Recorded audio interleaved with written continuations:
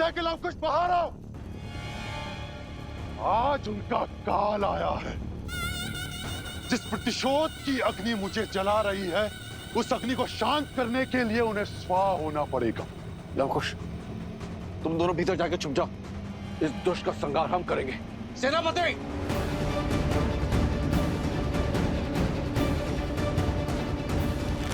नहीं नानाश्री,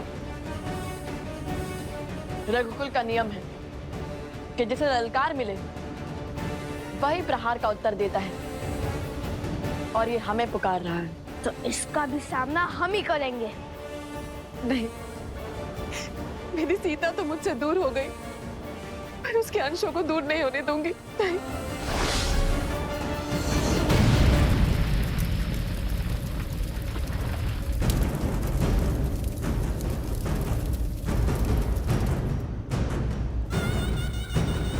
तुम सब मेरे साथ कक्ष में चलो। चलो।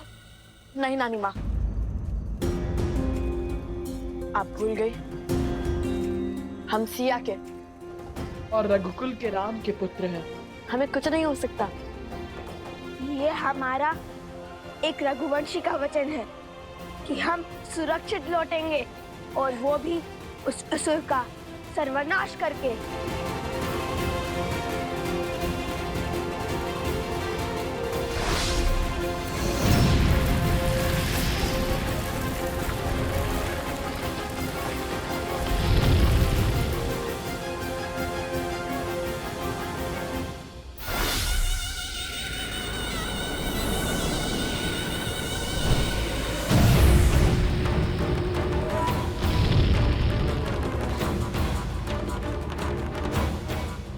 चुप कर बैठे हो लवकुश, बाहर आओ। पिंगलाश तुम्हें चुनौती दे रहा है।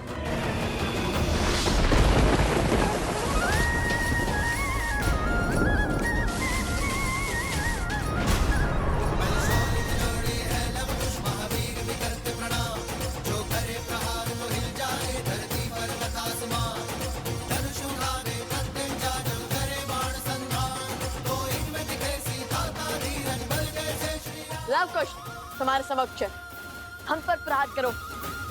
इन निर्दोषों पर क्यों वार कर रहे हो? अपने संहार के लिए सज हो जाओ। आकार से बड़े शब्द हैं तुम्हारे। आज वर्षों से जल रही मेरी प्रतिशोध की अग्नि शांत होगी। शीघ्र ही ज्ञात होगा तुम्हें। आक्रमण! तुम दोनों के अंत के बाद तुम्हारे रक्तपान से होगी मेरी अग्नि शांत।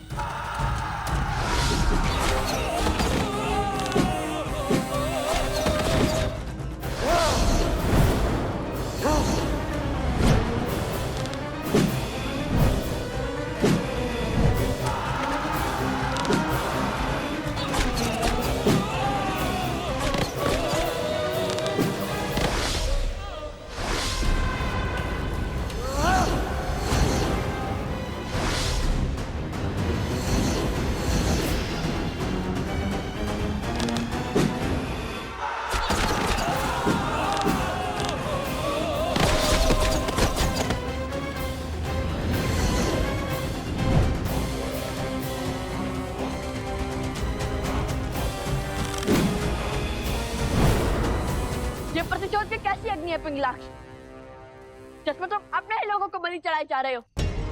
बताओ, इस अधर्म के भागी क्यों बन रहे हो? हमसे तुम्हारी क्या शत्रुता है? इससे पहले कि ये अग्नि तुम्हें ही भस्म कर दे, सब कुछ छोड़कर प्रभु श्री राम के शरण में आ जाओ पिंगलाक्ष। बस! सेना हर ओर से आक्रमण करो, आगे बढ़ो।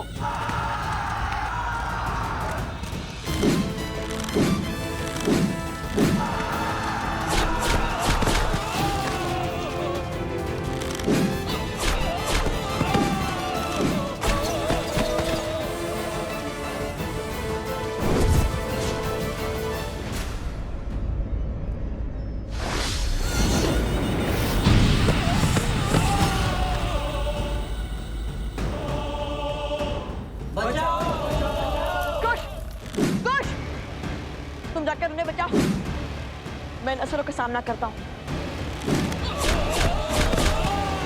जाओ जल्दी जाओ।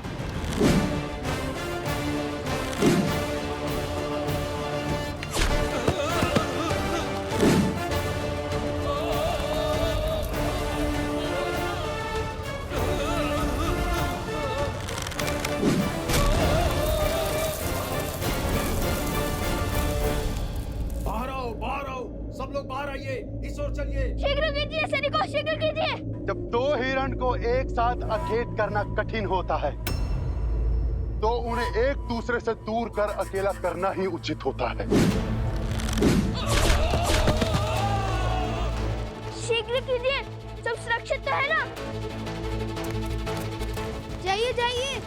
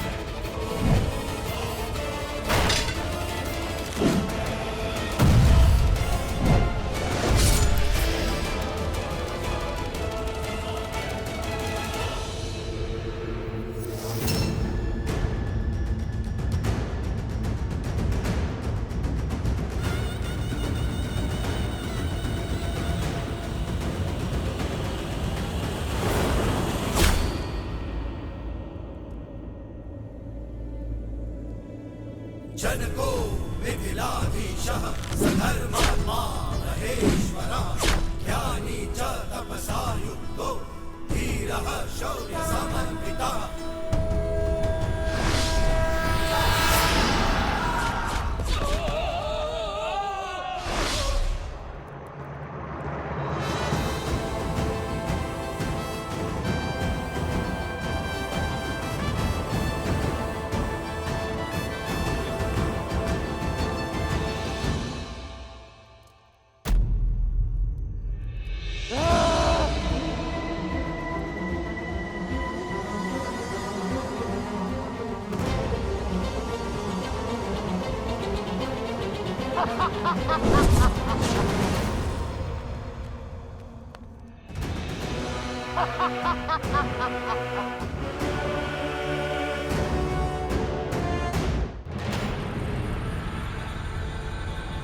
आक्रमण! सावधान असुर।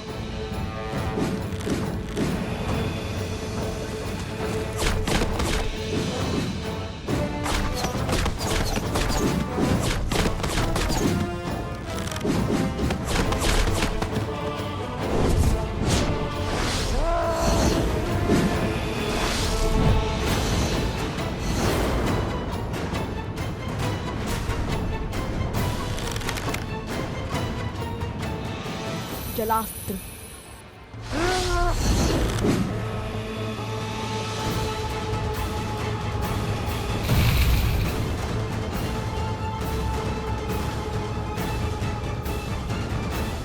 जलास्त्र। जलास्त्र।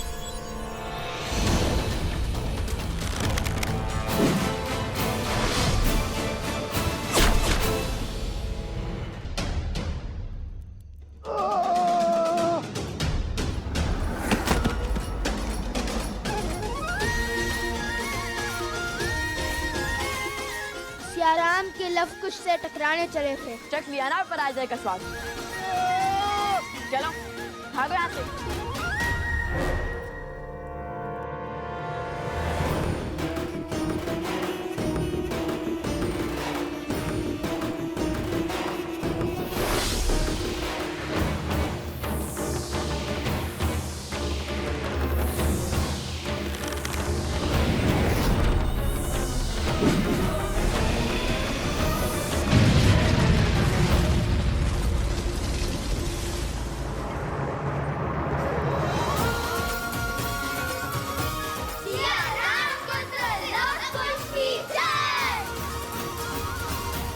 कौन था ये?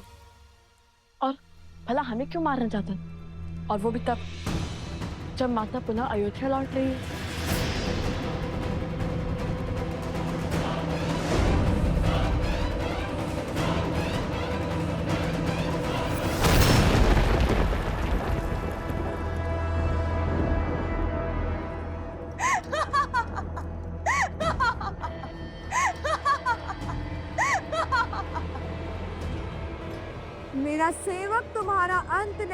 पाया तो क्या हुआ?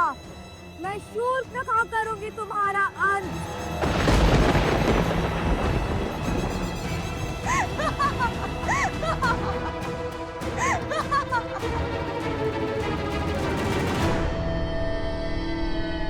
मेरा सेवक तुम्हारा अंत नहीं कर पाया तो क्या हुआ? मैं शूर्पणखा करूंगी तुम्हारा संहार।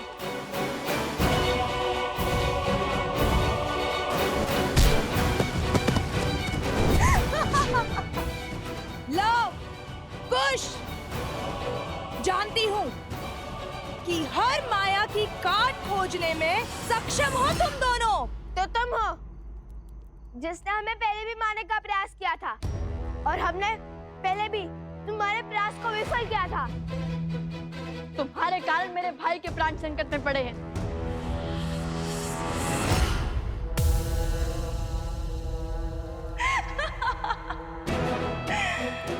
उस समय तो केवल प्राण संकट में पड़े थे, परंतु आज तो पखेरु हो जाएंगे, तुम्हारे भी और तुम्हारे भाई के भी। आज साम दाम दंड भेद सारी युक्तियां लगाकर, सारी शक्तियां लगाकर रघुवंश के कल और कुल का अध्याय ही समाप्त कर दूंगी मैं।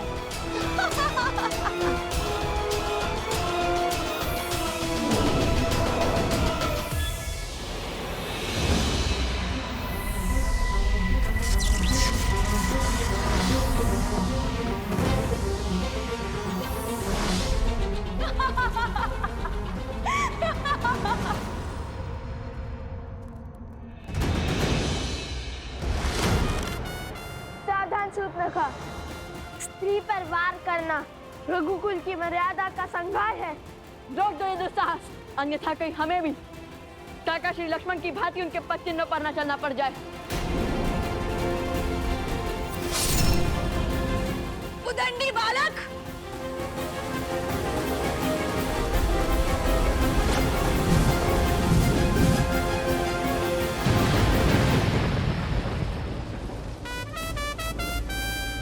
असंभव।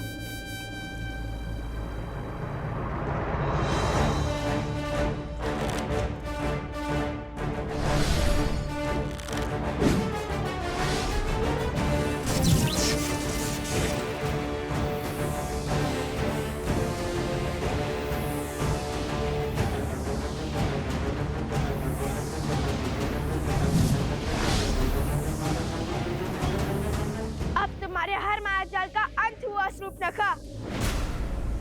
अब तुम कोई खेल नहीं खेल सकती, कोई स्वाद नहीं रच सकती।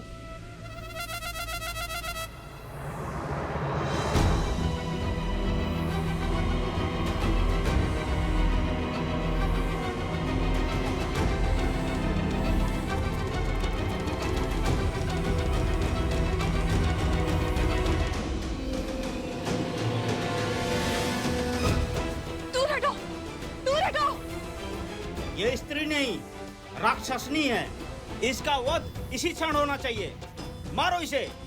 अरे सिया राम के वियोग का कारण भी तो यही है, मारो इसे।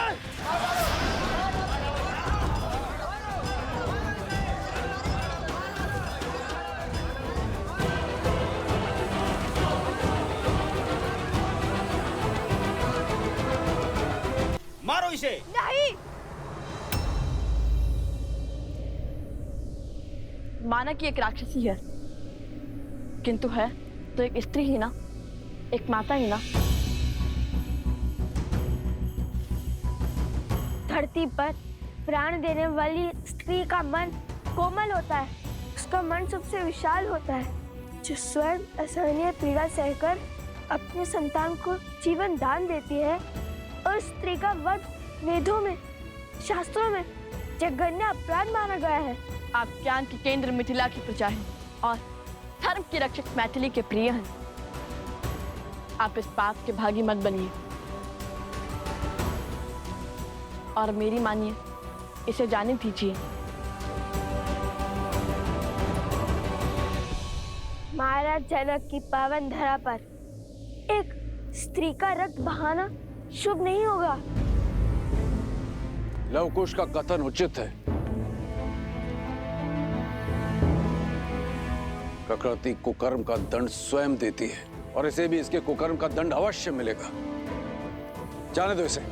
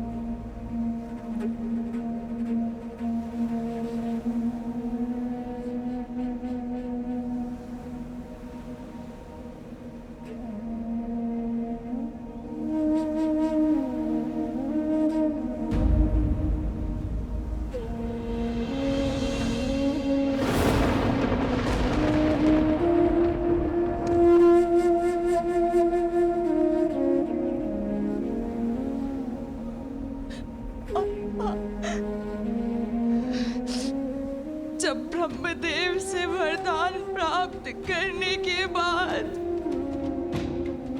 इस भूमि पर आपने अपने पांव रखे थे और आपने अपना दिग्विजय आरंभ किया था।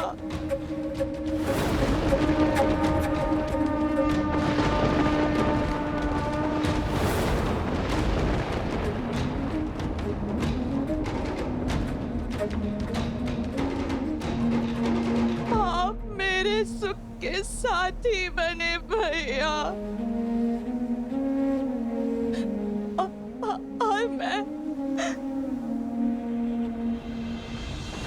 आपके काल का कारण बन गई भैया, कारण बन गई।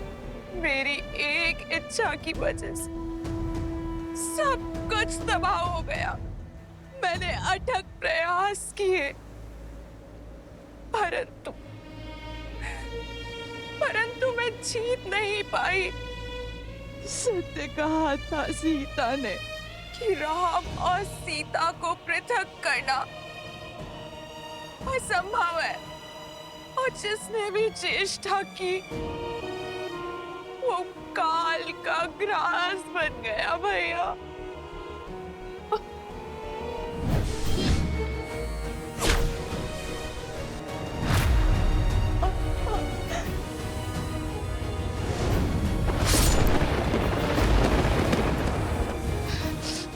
मारो इसे। नहीं, माना कि एक राक्षसी है किंतु है तो एक स्त्री ही ना, और मेरी मानिए इसे जाने दीजिए।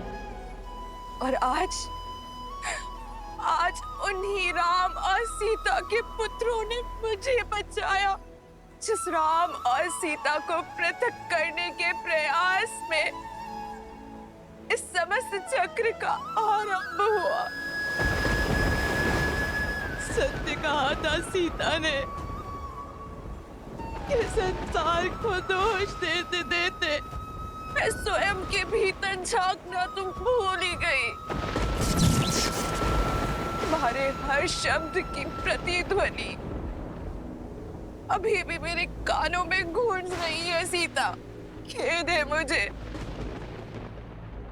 मेरा परिवार, मेरे कुल का सर्वनाश का कारण मैं बन गई। अब मुझे शीघ्र जाना होगा अपने कुल, अपने भैया दशानंद के पास, ताकि मैं उनसे क्षमा मांग सकूं।